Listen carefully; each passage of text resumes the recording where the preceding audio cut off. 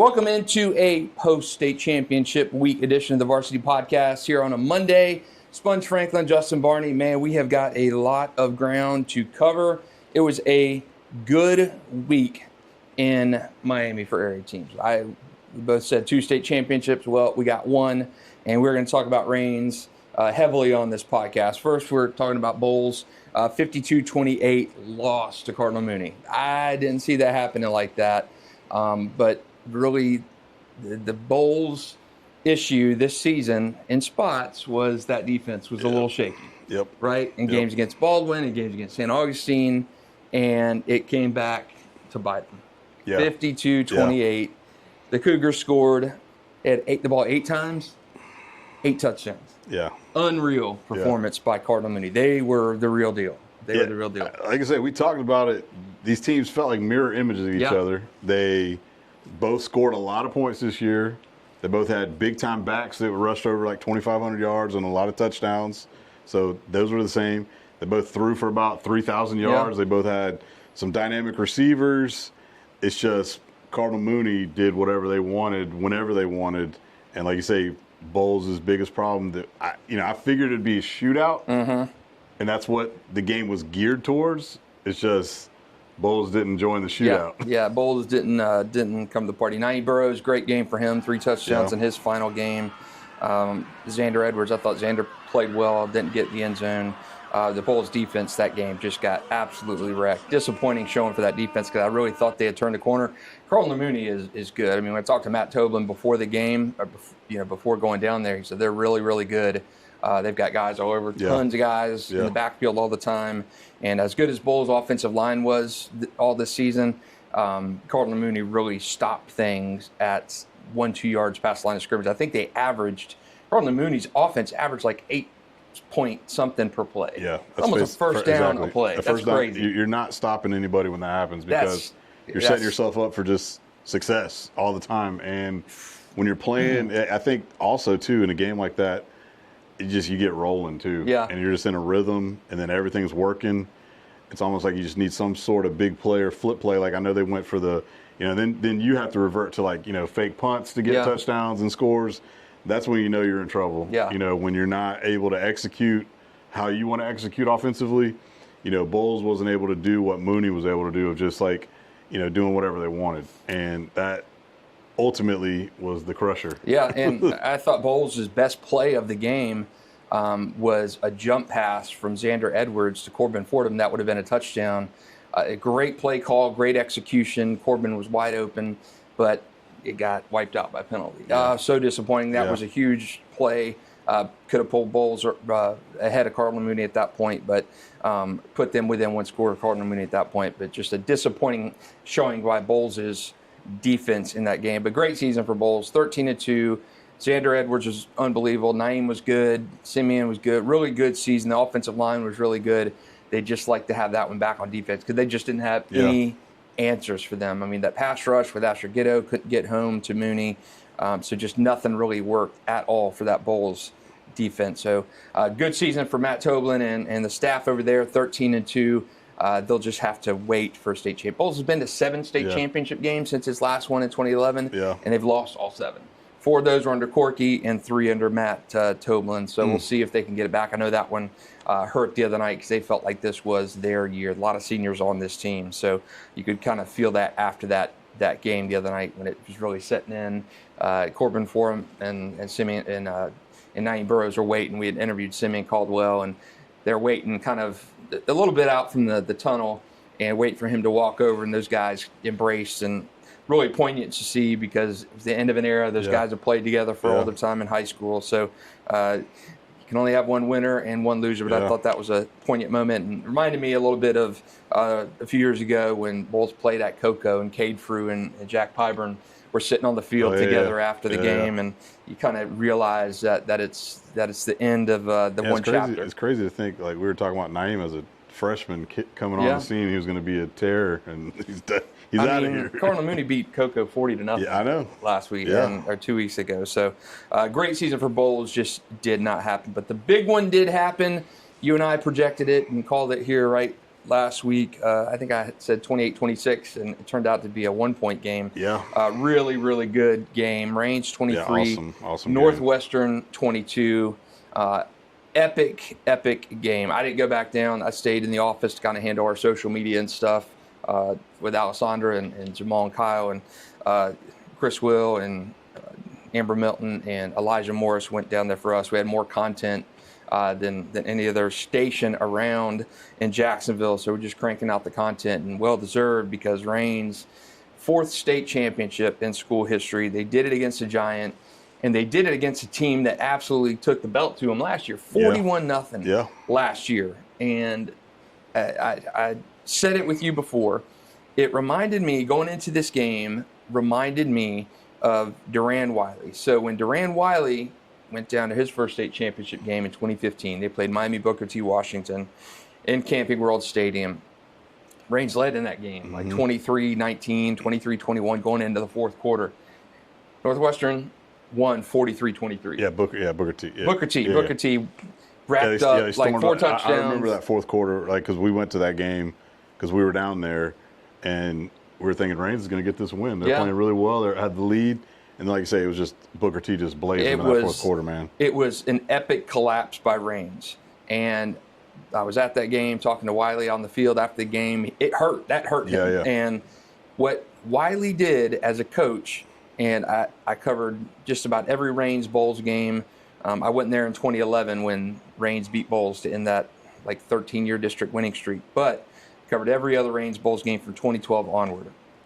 And every time they would lose a game to Bowls, I would talk to Wiley after the game, and he would say, all right, we learning from this. So they would lose heartbreakers to Bowls in the playoffs. They would lose, and when they finally got over that hump, they get down and they play Booker T and get humiliated.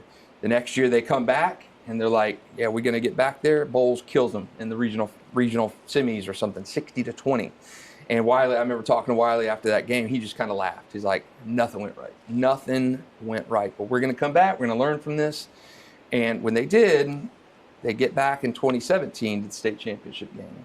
And they had that knowledge and they had that experience. And they remembered what it felt like to get just run through in that fourth quarter of that game. And that kind of going into this game, with Masline, because Masline was on the staff with Wiley. Going into this game, you're thinking, how's Booker T? Miami Northwestern beat them senseless last year. How did they make up that ground? Yeah. Masline was on that Wiley staff. They were humiliated. They went back into the lab and they said, this ain't happening again. And they fixed things from last year.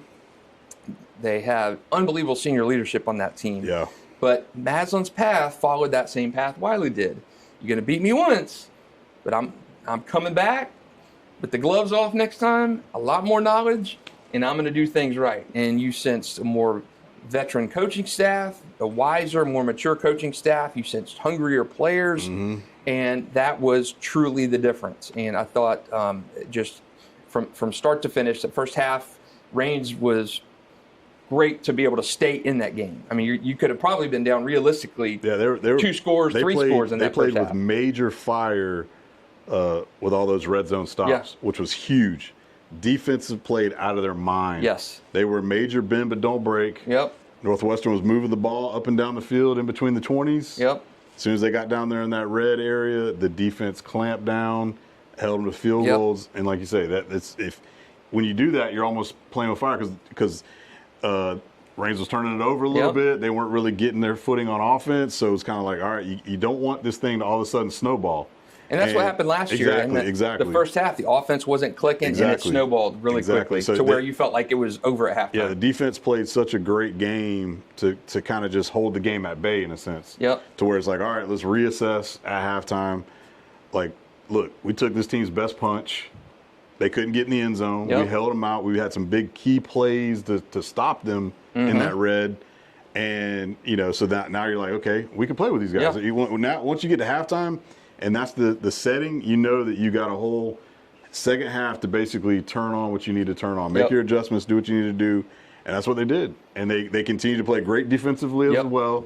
And then they made some key critical plays on offense to obviously win that game. But there was a lot of different peaks and valleys that had to go, getting breaks. Like we said before we got on here, football is a game of like a lot. There's, it's a game of inches, all that stuff. You got to play complementary ball, all that stuff. But like one of the key things that kind of gets left behind is you got to be lucky too. Yeah.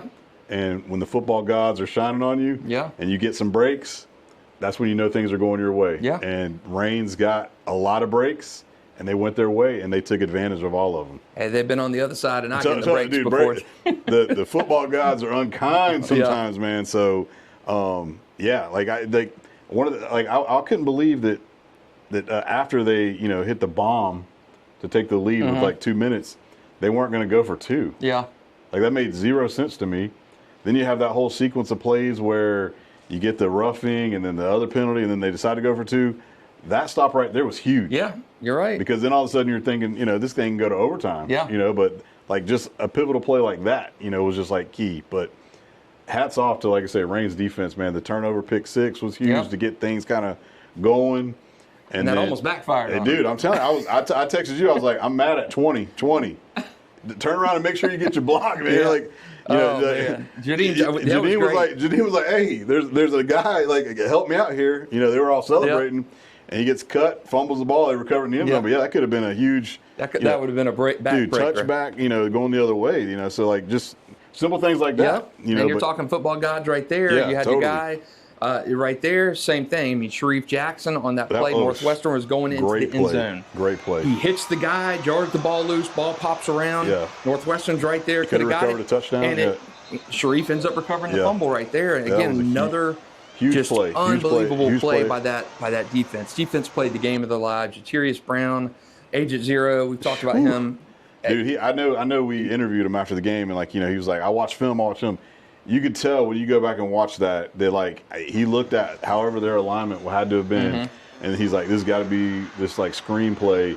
I mean, because he hightailed it over there, and it went right to him. Yep. I mean, he looked like a nimble DB back there with that pick. I mean, he was looking smooth with that zero back there. But that was huge. So much was different about this year's Reigns team, and I feel like I said a few weeks ago, I said there's just something about them that you can't really they've got it. And it to me, when you talk about momentum and all this stuff, it to me is something that you just don't. Yeah, you can't. It's grit, it's metal, but you can't coach that. Yeah, you've got to have it naturally. You've got to have that unity. And when I think about Reigns this year, going out and seeing them before the season started and being out there for Chris Will shooting stories and talking to Masline and stuff, they're unified. There was just something different about this team, and the word that comes to mind together, is unity, unified. They were together. They were just locked in. And so few times you ever see a team, high school, college, NFL. You can play the disrespect card, you can play the revenge tour, all that stuff. That doesn't happen all the time. No. The payoff does not happen at all in stories. And we tracked Reigns for the entire season. So Chris Will and Elijah Morris, our news photog and news reporter, excellent job. So we wanted to do kind of behind the scenes, track Reigns as they tried to get back. And we thought Reigns was going to win a state championship. That's why I invested all this time and resources in this project, and they did. And but it's just the unity on this team. Not saying last year's didn't have it, but this year it was so apparent and so visible to see. Well, like you just said, when you go through something like that and you lose, it does something to you. Yeah. So you kind of you understand that, and that's kind of like the thing where we said adversity, it's how you respond to it. They got punched in the mouth last year. They got embarrassed. They got destroyed. And everybody was talking Dave Duval Miami Northwestern was doing memes and rap videos and everything. Exactly. So so then you're thinking there's Miami Northwestern in the 305. They're thinking Reigns is coming down here. We're going to do the same thing we did to him last year this year. But again, we watched this team play throughout the year, and like I say, they just continuously made plays. They beat the heck out of everybody they played.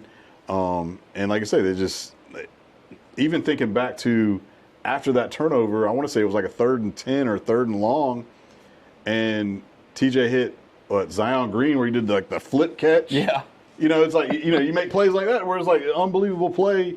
on a third down, they're Yeah. like, you got to have this. And then that set up for the go-ahead touchdown with the RPO run. They had another play, 4th and 10 on that last drive, and TJ Cole. The little sneak out the backfield. The pass to the running back. 11-yard gain on 4th and 10. He misses that, or if they stopped short, that game over there. I mean, the throwback play for the touchdown, man. That was beautiful. Whew. It was scary too. I thought when I was watching it live, I'm like, I think he floated it too much. Yeah. And dude, Nick Lanier, I guess we know why you play receiver because I thought he was going to blow Tadarius. Yeah, he had that clean lane on him. That was just a poor angle, poor tackle, poor effort. It was, kudos because it was like the play was slick though. He hit Tadarius, and give Tadarius credit because he could have gone down, and then you're talking.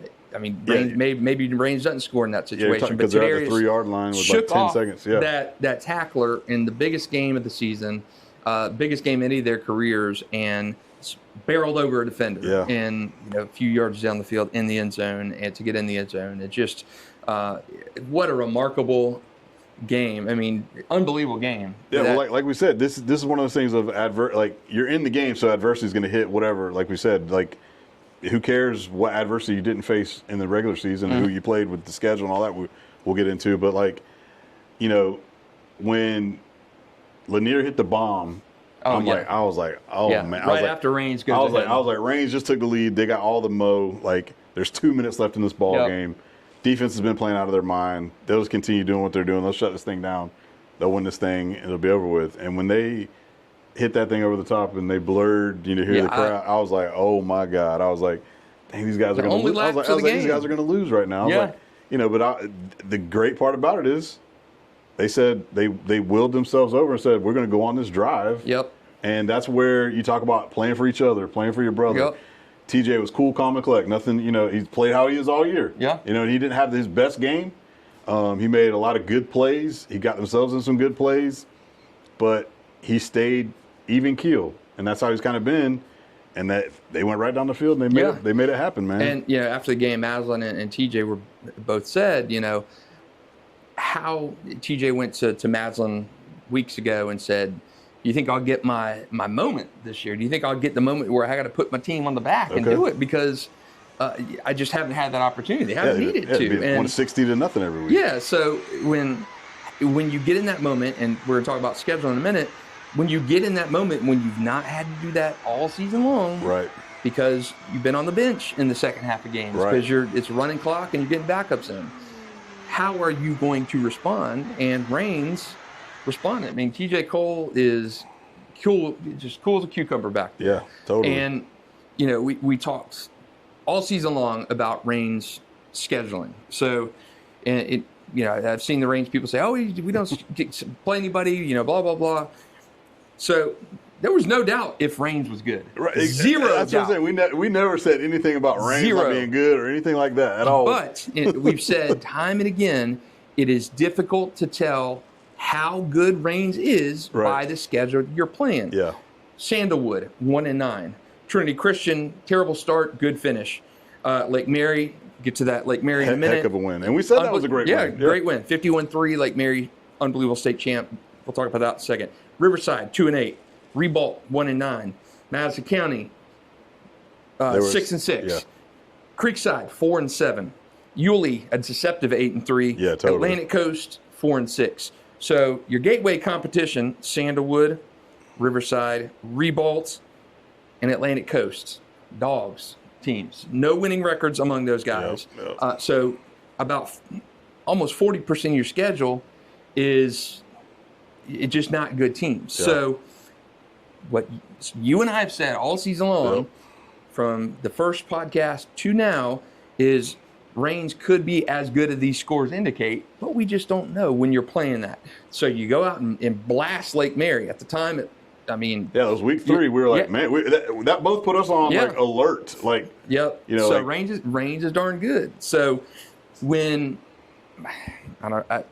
when you're playing the game, and we talked about this in our last podcast, when you cannot get games against gateway teams who you've got to have, 40% of your schedule playing against gateway teams, when you're locked into playing Ribault because they're a team in your district and 1-9 team, okay, you go out and get 3 other gateway games. Sandalwood, not good, 1-9. Atlantic Coast, not a good record, 4-6, still on the come up. And Riverside, 2-8. So those are your teams that you're having to fill because Mandar's not playing you, Ed White's not playing you, Fletcher's not playing you. So the teams, okay, if you swap out those gateway teams for those 3, your schedule's absolutely rock solid. Yeah, and here's the thing: and I would even say if they played a Mandarin they would probably, well, I know they would BTA. Yeah, but it's more so like I think us as what I guess my perspective of the whole thing, and I guess where it got misconstrued is like I just want to see that game. Yeah,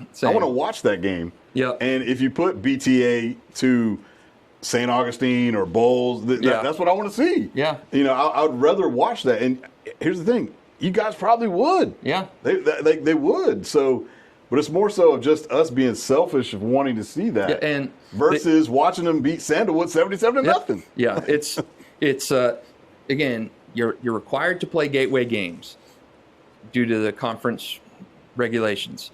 So if a Mandarin isn't playing you, we talked about this. There are 4 teams in gateway that are, you would say are mid to high range teams.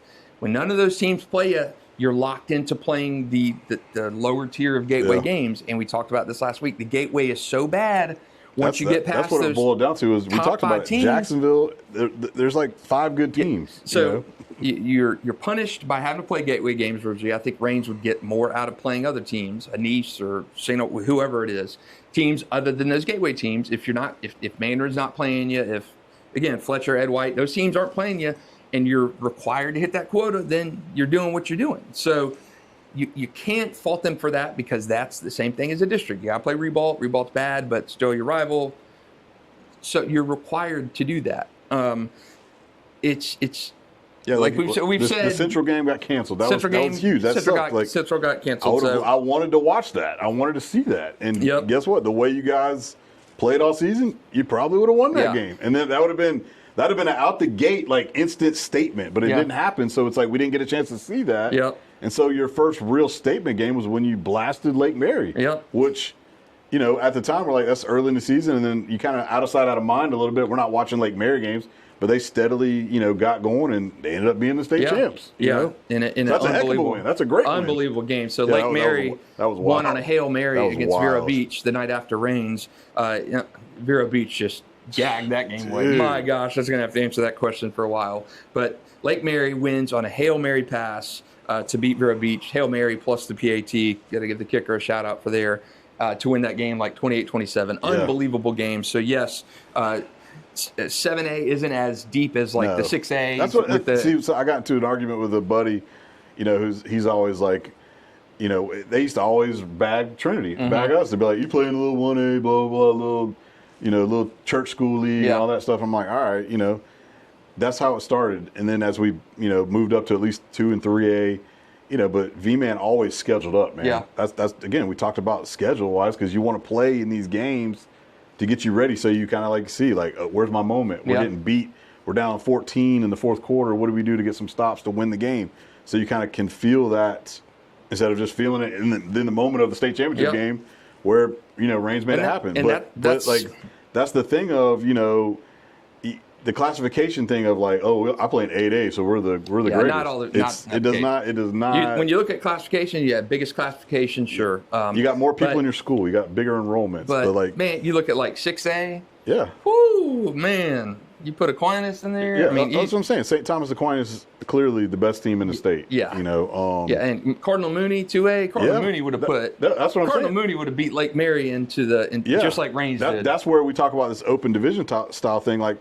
So you put Reigns against a St. Thomas or a Cardinal Mooney, or some of these other state championship teams, and where do they measure up in those levels of whatnot? And like I say, that's where who knows, but so Reigns schedule wise, you're always going to be hurt as a gateway team when you're forced to play gateway games against not the top tier competition. So and it didn't hurt. I mean, it didn't help that when you look at a Madison County down this year, Creekside down this year. Yeah, Yulee great record-wise, but not overly inflated. Yeah, overly inflated. And Trinity Christian ended up having a good season at 9-5. Still not one of their best teams. But not one of their better I've been around that program obviously a long, long time. V-Man will tell you this is not one of his, like, they're young, talented, but nowhere near like some of the teams we've had in the past decade. Yep. You know. And again, that's not a knock. I'm glad at least you played Trinity versus, somebody else. we had range either 2 or 1 all season long. And really the only question was how good, and I think we've asked this, how good is Reigns? Because are they as good as 77-0 over Sandalwood each week? Because you just, when you're talking about a team schedule, how good is a team when your starters are out at halftime of the game? Because 77-0 playing a team that's lost 25 in a row. So you want to know how good they will respond. And we had coaches in our coaches ranking. Some coach ranked Reigns consistently like number 3 all year long because it was the schedule competition. When you're talking about Bowles, Reigns, Mandarins, the schedules look better. I mean, there's no question about that.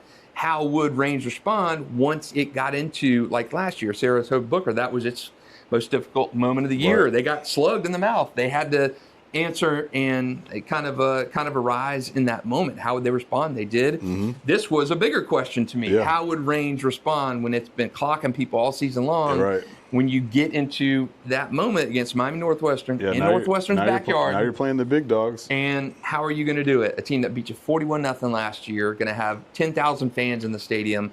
How are you going to respond? And Reigns responded, and that was the question we had. How would they respond? You don't get a lot of chances to respond. TJ Cole said, do I have that moment in me? Because, hey, I'm not in the fourth quarter crunch time of these games. You're not asking me to do it. And not only did Donovan Masline and the coaching staff have faith that TJ could get it done, TJ had that faith in him. He had the one moment this year where he was asked to be the hero. Yeah. Put the team on your back and come down and do it. It wasn't in Sandalwood in week 1 when you're winning 77-0. It wasn't in Madison County. It wasn't Creekside, Yulee, Booker, none of those games. It was the penultimate game of the year of his career, senior year. Everybody rooting against you in Miami. Remember what happened, and TJ Cole said, put that team on my back. I don't care who we played, what's the difference, I'm going to deliver, and he did. That's basically what I said last week was, all right, well, forget it. Adversity out the window for the season. You're in the game now. So now what it boils down to is, are you going to make that play? Yep. Are you going to make the critical plays? Are you going to do the big things? And guess what? Time and time again, defensively making big plays. Yep. TJ making big plays. They had big plays in the running game. The coaches called, some great play calls, some good scheme stuff. Like, here's one for you. When was the last time you would have thought you're in a situation in the game, right? What was the score? It was 16. It was to make it a one-score game. 16-7, I think. Okay, yeah, 16-7. What did they decide to do with about 7 minutes? They decided to kick a field goal. Yeah. And if you ever in my life would say Reigns is going to kick a 38-yard field goal in this game to basically make it a one-score game to give them. And we talked about that Dan. Was huge. We talked about Dan this Reigns year. Reigns never had a kicker, man. We talked about Dan earlier this year when Chris Will and I were talking about what packages do and stuff. I said Reigns has never had a reliable kicker, and it is going to come to fruition in the playoffs. Where Reigns lost a playoff game at Santa Fe or no, it wasn't Santa Fe, maybe Denellen or something years ago when Wiley was there. They lost 29-28. Because they didn't have a kicker who could kick a PAT to tie the game. So in crunch time of that game, they had to go for 2. And they didn't get it. And they missed it. They lost 29-28 because they didn't have a kicker. And I said this year, even on Facebook, I posted, it said having a kicker who can kick a PAT, chip shot field goal, that is going to carry you. I mean, Reigns has not had that's what I'm saying. Consistent kicker. Exactly. And that was a huge kick, that kid made. Like, you're in that's a crucial kick. Yep. There's 7 minutes left in this ball game. If you don't make that, you're still down 2 scores. Cool, man. Yeah, crazy. And so many things went right. That's what I'm saying. That was, we talked, you're talking, TJ Cole even shouted him out, Dan DeWong, the other night in his post-game interview because he said, man, shout out Dan, we don't have that kick. We don't win the game. Yeah. And it's something like that. Special teams, Reigns played well on, got a fumble on special teams, kicked a field goal. Just so many. We talk about the breaks and things going right for Range, putting yourself in position to have that field goal, and then not just having it, but hitting that field goal. Yeah. The breaks, the belief, the unity. It storybook season for Reigns. 4th state championship in school history. First since Reigns went back-to-back. I'm so happy for Donovan Masline, the AD over there, Miss Johnson, Miss Waters Johnson, Principal Hall. So many people over there, good people. They were humbled last year. They had to hear it for a year, and they went back. They made it a mission statement, Yep. Revenge Tour, Redemption, Tour.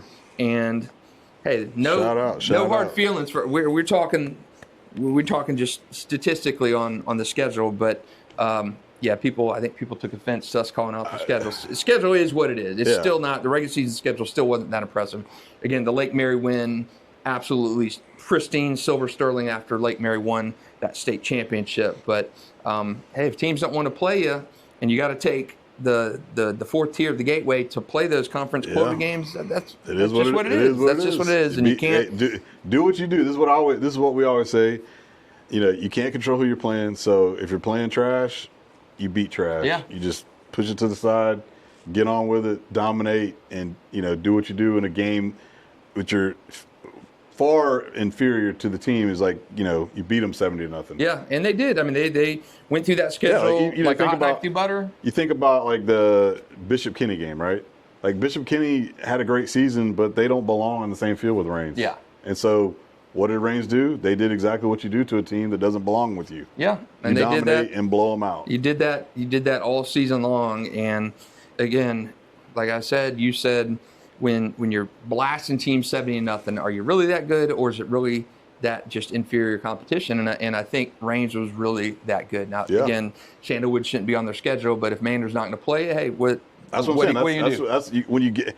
The thing about it is the game we got Friday night was those are like fun games to watch, man. It's like exciting, like so you want to see that high level competition of like, okay, let's see what Reigns would do to Mandry. Mm-hmm. Would they just mop the floor with him, or would we have a battle and big play here, big play there, going down to the 4th quarter, who makes a big play, does TJ make big play, so that's what you want to see, as a fan. Yeah. And so you want to watch the high-level games, like, again, thinking back when, I was at Trinity and we would play, like, when we played the IMGs, like, you would get excited about that because you're like, big time. I'm going to level up here. How good are we? Mm-hmm. Okay, we're not that good. Right. Or, wow, we actually played this team, either beat them or almost knocked them off. Where are we at? And so those are always way more fun games to coach in, to be involved in, than when we were playing somebody Pope John Paul II, and we're just like, and waxing them. Those games were the worst. Yep. It'd be like, why? You just watching guys like, I remember when we had DJ, it's like, all right, just one play touchdown. Yep. It's like, so like, that's cool and all for stats and highlights, but I want to get involved in a game where we got to like coach and we got to like scheme and like I guarantee if you ask Don like how fun that game was. Yeah.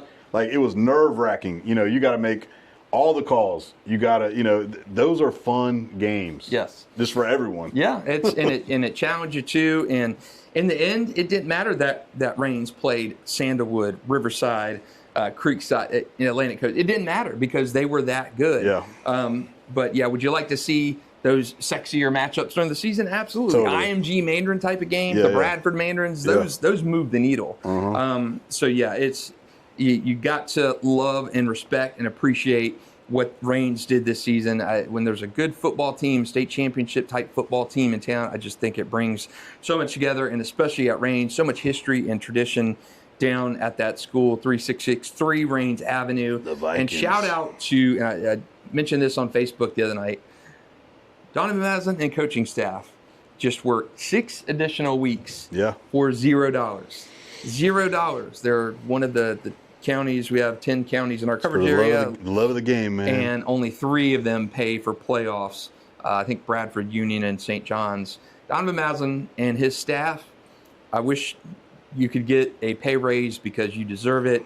What they pour into those kids in that community on a week-to-week basis, and I know there's mad parents after games of so-and-so to get in the field, whatever. But those coaches, the ones that teach at school, they teach all day, and then they go and do football from all night, 3 o'clock to 10 o'clock. And Donovan Masline and every other coach in Duval County makes $46.99 a year for coaching football. And that's whether you're 0-10 or 15-0. Yep.